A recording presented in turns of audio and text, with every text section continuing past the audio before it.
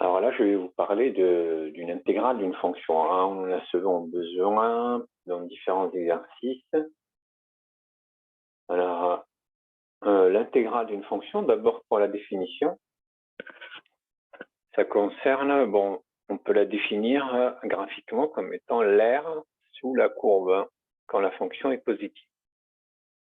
Si la fonction n'est pas positive, ce serait plutôt l'aire algébrique, ce qu'on appelle l'aire algébrique, c'est-à-dire on compte positivement l'aire qui est au-dessus de l'axe, des abscisses, et on compte négativement l'axe qui est en dessous, et on fait la différence. On fait la somme de celle-là qui est positive avec l'autre qui est négative. Donc ça ferait en quelque sorte une certaine différence quand l'aire est négative. Alors, donc ça, il faut bien connaître qu'une intégrale, c'est en quelque sorte l'aire. Alors maintenant, comment on la calcule? On la calcule donc en utilisant cette formule. L'intégrale de a à b d'une fonction, c'est égal à grand F de b moins grand F de a. Donc grand F de cette valeur-là moins grand F de celle-là. Avec grand F, c'est la primitive ou une primitive, ce qui est une infinité, de la fonction f de t. Donc d'où l'intérêt de bien retrouver les primitives des fonctions. Alors je passerai tout à l'heure, dans la suite, je mettrai un tableau où il y a vraiment les primitives les plus importantes à connaître et les dérivées d'ailleurs les plus importantes à connaître aussi. Bon, la notation, donc au lieu d'écrire comme ça à chaque fois, c'est un peu plus long à faire les calculs avec ça. Vous pouvez bien sûr faire de cette manière-là en cherchant d'abord la primitive et après en faisant ce calcul-là. Sinon, vous mettez directement la primitive entre crochets, vous mettez les bornes ici et après vous passez à cette étape-là. Donc ça, c'est juste une notation.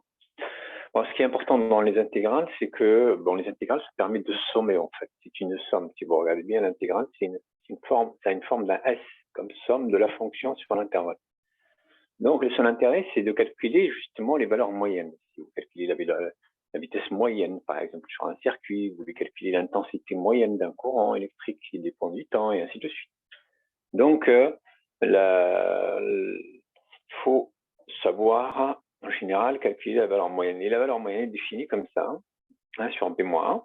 Donc, c'est la moyenne de l'aire sur l'intervalle AB. 1 sur b-1, l'intégrale. Bon. Ça, donc, pour le calculer, vous calculez d'abord l'intégrale, bien sûr, et après vous divisez, ou bien vous multipliez par 1 sur b-1. Bon, l'interprétation graphique, bon, si vous voulez voir ce que ça donne graphiquement, une valeur moyenne, c'est une. Donc là, vous revenez sur la. Schématiquement, ça veut dire quoi? Si vous avez des collines de sable, là, par exemple, vous aplatissez ça, et la valeur moyenne, ça vous donnerait en quelque sorte cette valeur-là. Si vous aplatissez cette partie-là, ça va venir remplir un peu celle-là. Celle-là, elle va revenir ici. Donc là, votre valeur moyenne, elle serait quelque part par là. Donc on peut l'appeler M, la valeur moyenne. Ou bien F bar, comme je l'ai noté ici. Vous pouvez noter aussi ça M comme moyenne. Donc voilà, si vous aplatissez ce tas de sable-là, vous allez arriver à cette hauteur-là. Alors maintenant, donc, je vais passer on calcule des primitives et des dérivées.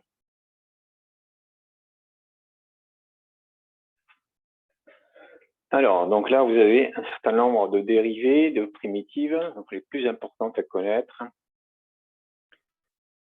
Bon, je vous laisse, il va falloir les noter, il va falloir les apprendre, c'est là, on vous les donne, certaines primitives, mais bon, c'est quand même beaucoup plus pratique de les apprendre tout simplement.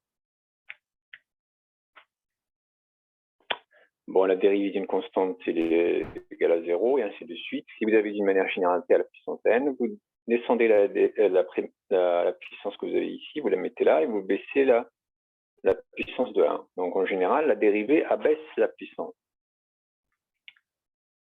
quand il est en numérateur. Et là, la primitive augmente la puissance. Bon, elle est exponentielle, ça ne bougera pas. Le log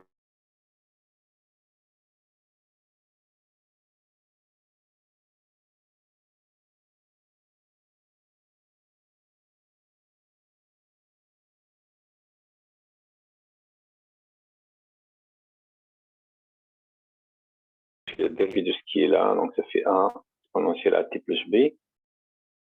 Le cos, vous faites moins la dérivée de ce qui est là. Sin, vous faites u', donc la dérivée de ce qui est là, c'est a. Pour les primitives, a, ça fait at, donc on augmente la puissance ici. Hein. Tn, d'une manière générale, vous faites t à la puissance n plus 1 divisé par n plus 1. Voilà, bon, c'est juste les formules qui sont un peu mises à l'envers. Hein. Donc, ici, donc, quand vous avez un cosinus at plus b, ce sera 1 sur a, sinus de at plus b. Parce que quand on dérive ça, on tombe bien sur ça. Voilà.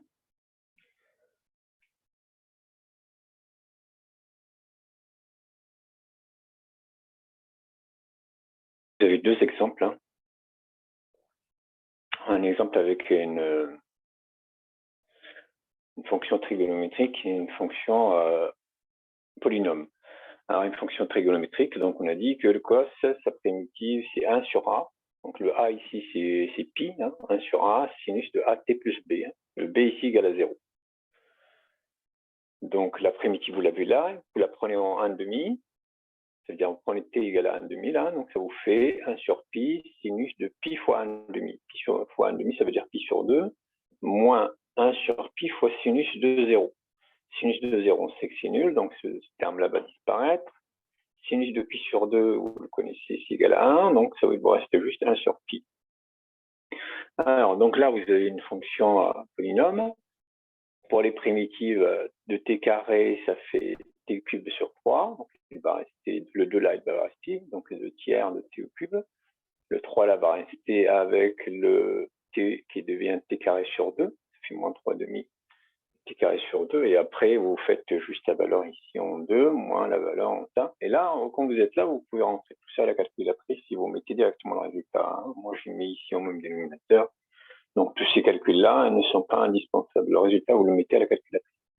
D'ailleurs, il faut savoir calculer ces intégrales-là à la calculatrice. Hein. Si vous n'arrivez pas à les faire à la main, ça vous rapportera toujours quelques points. Le fait est de les mettre la valeur qu'on vous donne la calculatrice. Voilà, on a fini avec ce rappel sur les intégrales et les primitives. Bon, après, vous pouvez juste, pour retrouver les formules, vous avez le cos ici, le sin là, si vous vous rappelez du cercle trigonométrique, ça c'est le moins cos, et ça c'est le moins sin. Donc quand vous tournez, c'est un moyen de se rappeler des formules avec les cosinus et les sinus. Donc si vous tournez dans ce sens-là, vous dérivez. Cos, ça devient moins sin, ça devient moins cos ça devient sin, et sin, ça devient cos. Et si vous tournez dans l'autre sens, vous faites les primitives. Primitive de cos, c'est sin.